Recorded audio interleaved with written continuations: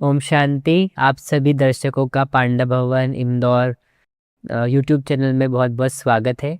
और हमारे बीच एक विशेष कुमार भाई फरिश्ता जुड़ा है, जिनका हम अनुभव आज सुनेंगे। तो हम सुनते हैं सचिन भाई से। तो सचिन भाई, आपका क्या अनुभव रहा? हमारे गांव में हमारा एक दोस्त था, जो हम लोग बचपन से ही लगभग फर्स्ट क्लास से ही साथ में पढ़ते थे। तो उसके मम्मी पापा और वो भी ज्ञान में थे पहले से ही। तो वो रहता था इंदौर पांडव भवन में। जी। उन्होंने 12th के बाद कुछ जॉब ज्वाइन की होगी। तो उनकी ऐसी भावना रही कि उन्होंने मेरे को भी फ़ोन किया हम्म। कि यार अभी 12वीं हो गई, 12th हो गई और अभी तो फ्री होंगे, तो आओ कुछ करते हैं साथ में। तो उन्होंने मेरे को भी बुलाया और मेरे को लालच किया। मेरे को ऐसा उन्होंने बताया कि आपको यहाँ 4 बजे उठना पड़ेगा। अच्छा। और हमारे पिताजी को वो बात बहुत अच्छी लगी। अच्छा। उनको सुबह जल्दी उठना बहुत पसंद है, क्योंकि जब वो भी बचपन में पढ़ते थे तो उनके मास्टर जी उनको बकायदा 4 बजे उठाते थे और 4 बजे उठ के पढ़ते थे। तो उनको जैसे ये बात, वैसे भेजते नहीं थे वो कहीं पे भी, कहीं पे भी नहीं। इंदौर तो हमारे लिए बहुत दूर हो गया, इंदौर जाना। लेकिन ये 4 बजे वाली बात सुन के उन्होंने बोला अभी आज ही जाओ। अच्छा। तो मैं गया वहाँ। मैंने सुना है शायद आप टैबलेट वेबलेट मोबाइल ईयरफोन वगैरह सब लेके गए थे वो जब तो शुरुआत में आप आए थे। जमाना ही ऐसा है, तो उसकी होती ही रिक्वायरमेंट, और जी जी लगभग जी। सब यूज़ करते ही हैं। जी जी जी। तो नॉर्मल सी बात है। तो ऐसे आपका पांडवन में आना हुआ। फिर पांडवन में जब आए तो क्योंकि आप पूरे लौकिक बैकग्राउंड से आए, बिना कोर्स किए आए, तो डायरेक्ट पांडव भवन में जहाँ बीके भाई बहनों के बीच में आपको रहना था भाइयों के साथ, तो फिर आपकी शुरुआत कैसे हुई ज्ञान योग की?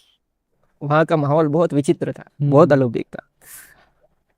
जब मैं शाम को पहुंचा वहाँ पे, और शाम को पहुंचा, तैयार हुए, तो रात का भोजन किया, और जब सवेरे उठा, जब सोए थे, तो सवेरे उठा, 3 बजे आँख खुली और मैंने देखा कोई मुंह धो रहा है। सब लोग उठे हुए हैं, जाग जी गए हैं। जी कोई मुंह धो रहा है, कोई बैठ के कुछ लिख रहा है, कोई वॉकिंग कर रहा है, 3 बजे ही। जी। और फिर सब लोग 4 बजे नीचे मेडिटेशन। तो मेरी नींद खुली और एक भाई वहां पर थे, दीपक भाई। हम्म। तो उन्होंने बोला सो जा, अभी सो जा, अभी 3 बज रही है। तो क्योंकि अभी 3 3 बजे उठना बड़ा वो शुरुआत में नए व्यक्ति के लिए, तो उन्होंने बोला सो जाओ, अभी अभी 3 बज रही है। तो मेरा ये अनुभव रहा कि पहले ही दिन 3 बजे नींद खुल गई वहाँ पे। अच्छा। वाह। बहुत अच्छा। तो पांडव भवन में आपको क्या क्या सीखने को मिला? जैसे वहाँ पे बहुत गाया हुआ है कि पांडव भवन ट्रेनिंग के लिए है, कुमारों की ट्रेनिंग के लिए। तो आपको क्या क्या ट्रेनिंग मिली जो लौकिक में नहीं था और अलौकिक में आके आपने सीखा?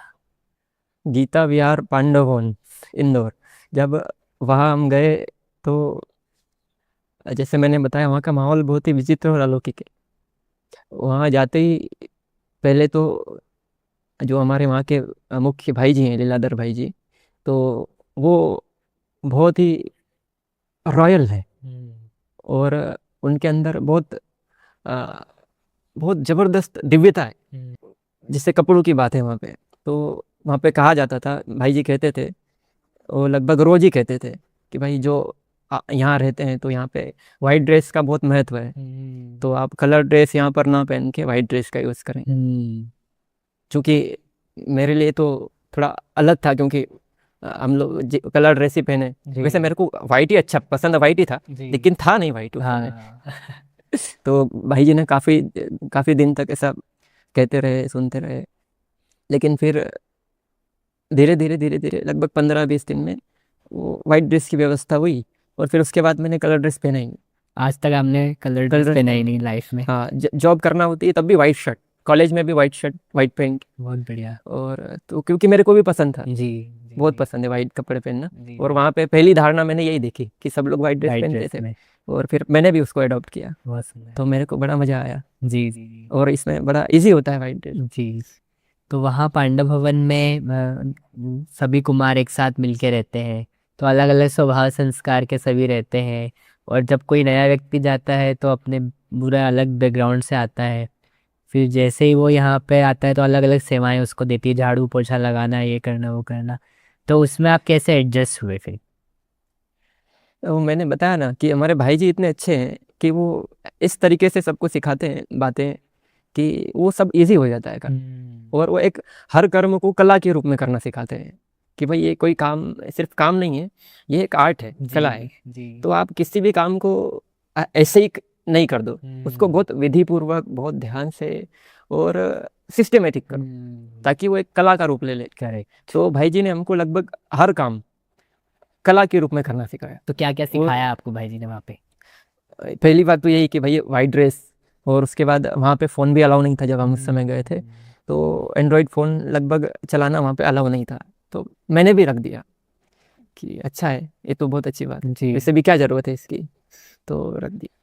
तो क्या सिखाया उसमें भाई जी, सफाई करना बहुत अच्छा सिखाते हैं सब। जी मतलब सफाई जो, और हमारी ब्रह्मा कुमारी संस्था की भी सबसे दिखने वाली जो सबसे अच्छी विशेषता है वो साफ सफाई है करेक्ट। ब्रह्मा कुमारी संस्था की। तो भाई जी सफाई का इतना ध्यान रखते थे कि, और उन्होंने भी मधुबन से सीखा, तो और उनको वो चीज़ आती भी थी, सीखी उन्होंने भी सीखी थी, तो वो भी सिखाते भी थे सबको कि भाई आप कहीं भी ऐसा कोने में भी आप ऐसे उंगली घुमाओ तो वहाँ पे भी धूल नहीं होना चाहिए। तो इतनी फिर बारीकी से। इतनी बारीकी से, ऐसा नहीं कि बस झाड़ू घुमा दिया और जो चीज़ें जहाँ हैं वहीं हैं, ऐसा हाँ। भाई हर चीज़ की अपनी एक जगह होती है, और हम काम करते करते वो बिगड़ जाते हैं। अक्सर कुमारों में तो ऐसा ही होता है, आलसपना होता है, जो चीज़ जहाँ पड़ी है वहाँ पड़ी है।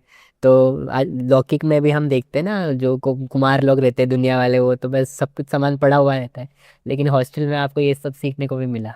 तो सफाई, और उसके बाद सफाई भी अच्छे से, मतलब कोने में भी हर जगह जी डस्टबिन का कचरा डाला, तो भाई डस्टबिन का कचरा डाला तो वो गंदा होता है ना, तो भाई उसको वापस ऐसे ही नहीं रख दो, Correct. उसको अच्छे से बढ़िया सर्फ से साफ करके चमका के नए की तरह, जी जी जी। वैसे लगे कि अभी नया रखा है इसको। वैसे भी इंदौर जो है 8 बार स्वच्छता में नंबर 1 आया हाँ। है।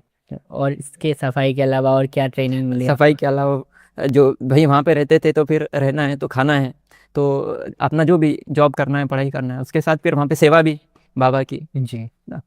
तो रोटी बनाना भी आप वहीं सीखे? रोटी बनाना आती थी, लेकिन वहाँ अच्छे से सीखा, Accuracy, एक्यूरेट मास्टरी। मास्टरी। भाई मास्टरी क्या होती, पीएचडी। जी जी हाँ, जी। तो मास्टरी तक, सफाई की मास्टरी, रोटी बनाने की मास्टरी, बर्तन साफ करने की मास्टरी, जी और मतलब वो अगर जो मास्टर डिग्री कर रहे हैं ना, तो वो हमारा कुमारों का पांडव भवन है इंदौर। करेक्ट। कि आपको भाई डेली रूटीन में आपको इन सब चीज़ों में मास्टरी करना है, तो वो स्थान आपके लिए बहुत अच्छा है, बिल्कुल। जो दुनिया में कोई सिखाता नहीं है ब्रह्मा कुमारी संस्था के अलावा। जी जी जी।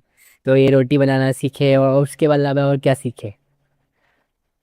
और ज्ञान योग सीखा भाई जी से हमने। भाई जी की बहुत बड़ी विशेषता ये है कि भाई जी नियम मर्यादाओं पे बहुत अडिग है। उनकी उनकी जो नियम मर्यादाएं हैं, वो अपनी नियम मर्यादा, मतलब जो बोलते हैं ना कि उनके कुछ अपने जीवन के सिद्धांत है, उन्होंने बाबा के ज्ञान को और ज्ञान की धारणाओं को अपने जीवन का सिद्धांत बनाया, और वो नियम मर्यादाओं को एक उसूल बोलते हैं लोग, और सिद्धांत बोल सकते हैं, और तो वो उसूल के रूप में उसको अपनाते हैं नियम मर्यादाओं को, और वो खुद भी करते हैं, और जो वहाँ पे जाता है उनको भी बहुत नेचुरली, बहुत प्यार से, ऐसा फोर्सफुली भी नहीं, जी बहुत प्यार से, जी। और उसका लाभ दिखा के, फायदा दिखा के। तो नियम मर्यादाएं बहुत जो व्यक्ति के जीवन में जरूरी होती है, हाँ, वो हमने वहाँ पर सीखी बहुत अच्छे से, कि भाई एक मनुष्य जीवन में, या हमारा ब्राह्मण जीवन है तो ब्राह्मण जीवन में नियम मर्यादाओं का क्या महत्व है और क्या होनी चाहिए। मैं समझता हूँ कि अगर वहाँ ना रहकर और कहीं कोई रहता है साधारण, जी तो उसको इतना सब कुछ नहीं आ सकता है इतने थोड़े समय में कि वो सारी चीज़ें देख कर सीख ले, क्योंकि एक संगठन में रहना और कहीं अकेले या सेंटर पे रहना, उसमें बहुत जमीन आसमान का अंतर हो जाता है। तो वहाँ पर संगठन में रहकर सारी नियम मर्यादाएं, कायदे कानून, अपना व्यवहार, सारे कारोबार, भाई जी के साथ रहकर हमने कारोबार भी सीखा पांडव भवन में, क्योंकि भाई जी किसी को पीछे नहीं रखते हैं, भाई जी हमेशा पीछे रहते हैं, और सबको भाई आप जो कर सकते हो, आपकी जो विशेषता, आपकी जो योग्यता है, उस योग्यता के अनुसार आपको कारोबार सौंप देते हैं, वो पूरा भरोसा करके। जी जी जी। और सिखाते भी हैं। बहुत बढ़िया। तो उन्होंने लगभग एक मनुष्य जीवन में एक माँ का, एक पिता का, और एक शिक्षक का, एक गुरु का जो रोल होता है, वो बकायदा बिल्कुल पर संपूर्ण तरीके से कह सकते हैं कि हम वो एक माँ, एक बाप के रूप में, टीचर के रूप में, गुरु के रूप में परफेक्ट सिंगल व्यक्ति है, सिंगल पर्सन, जो बाबा मैं बोलता है सुना है कि कुमारों की माँ भी भाई जी को टाइटल देते हैं कि कुमारों की माँ बन वो के पालना करते है ही, वो उनका नाम भी कुछ ऐसा ही है। हैं। और जैसे आप पांडवन में इतनी सारी ट्रेनिंग ली, गाड़ी चलाना भी वहाँ सिखाई जाती है? सिखाई जाती है मेरे को, मैंने तो वहीं सीखा जी। हाँ जी, क्योंकि मैंने इंदौर में, उस समय मैं पहले इंदौर में था, तो इंदौर में स्कूल ड्राइविंग में किया था, तो वहाँ पे प्रैक्टिस करने का मेरे को मौका नहीं मिला। जैसे ही मैं सीखा और फिर इंदौर आ गया, तो प्रैक्टिस मैंने गीता विहार में ही की।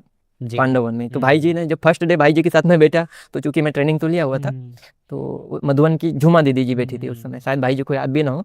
तो फर्स्ट डे था उस दिन इंदौर में, इंदौर जी। शहर में गाड़ी चलाना, और फर्स्ट डे था मेरा उस समय। और उस दिन भाई जी ने बोला चलो दीदी को गीता विहार से छावनी छोड़ना था। तो भाई जी ने दे दिया मेरे को स्टेयरिंग, और मैं शिव कुटीर से मेन रोड तक, से गली में से मेन रोड तक आया। जी। तो मेन रोड पे बोला भाई जी ने कि अच्छा ऐसा करो, यहाँ मेरे को दे दो, जी। आगे थोड़ा ट्रैफिक है तो यहाँ से मैं ले लेता हूँ। जी। तो पीछे मधुबन की दीदी बैठी थी, हाँ, बोले हाँ। नहीं, बोले आज यही लेके जाएगा, लेके जाएगा ये, इसको लेके जाने। और उस दिन लेके गया। उसके बाद फिर लगभग मैं जब तक वहां रहा तब तक वो दीदी को छोड़ने के लिए डेली की सेवा आपकी थी। बाबा ने निमित्त बनाया। बनाया। तो अगर उस दिन नहीं करता तो शायद जी। वो चांस मेरे को नहीं मिलता। बहुत बड़ी बात। तो उसमें तो लॉकडाउन के समय भी आप पांडव भवन में थे? हाँ, लॉकडाउन के समय भी हम पांडव तो भवन में उस थे। समय का क्या अनुभव था आपका? पांडव भवन में क्या चल रहा था उस समय? लॉकडाउन में जो पांडव भवन का दृश्य था, या वहाँ की जो माहौल था, वो आप एक समझ लीजिए कि वो ऐसा था कि जैसे कोई बहुत महान तपस्वी, बड़े बड़े तपस्वी एक स्थान पर एकत्र होके कोई किसी विशेष कार्य के लिए कोई प्रचंड तपस्या कर रहे हो। इस तरह का माहौल था वहाँ पे, कि उनको कोई किसी विशेष उद्देश्य के लिए कोई लोग इकट्ठे होते हैं ना, जी। किसी विशेष टाइम के लिए, हाँ। कि भाई इतने समय में हमको ये विशेष कार्य करना है। तो एक बहुत एक एजेंडा की तरह, कि भाई जो लॉकडाउन वाला समय था, वो उस समय समझ लीजिए हमारी तपस्या, बहुत गहन तपस्या, और भाई जी की प्लानिंग तो जबरदस्त है। तो भाई जी के सानिध्य में उस समय जो तपस्या हुई लॉकडाउन के समय में, वो असाधारण थी, अविस्मरणीय थी, बहुत विशेष थी तपस्या। फिर अभी वर्तमान में आप क्या करते हैं? यहाँ मधुबन में कहाँ रहते हो? कौन सा डिपार्टमेंट में सेवा कर रहे हैं? मैं अभी ज्ञान सरोवर में हूँ, और ज्ञान सरोवर में बाबा के घर में गैरेज है, जी। Garage department. तो गैरेज डिपार्टमेंट पे हमारी सेवा है। तो आपने जो इंजीनियरिंग की डिग्री की है वो भी मैकेनिकल में ही हाँ, की है? मैकेनिकल से इंजीनियरिंग किया, और फिर थोड़ा समय वहाँ भी किया प्रैक्टिकल। इसके बाद फिर यहाँ वहाँ पे आपने जॉब किया, ट्रेनिंग लिया? तो कितना समय हो सेवा गया से आपको उस डिपार्टमेंट में अभी? मेरे को गैरेज में आज लगभग 3 साल पूरे हो गए, 3 साल से वाह, ज़्यादा हो गए। बहुत अच्छा।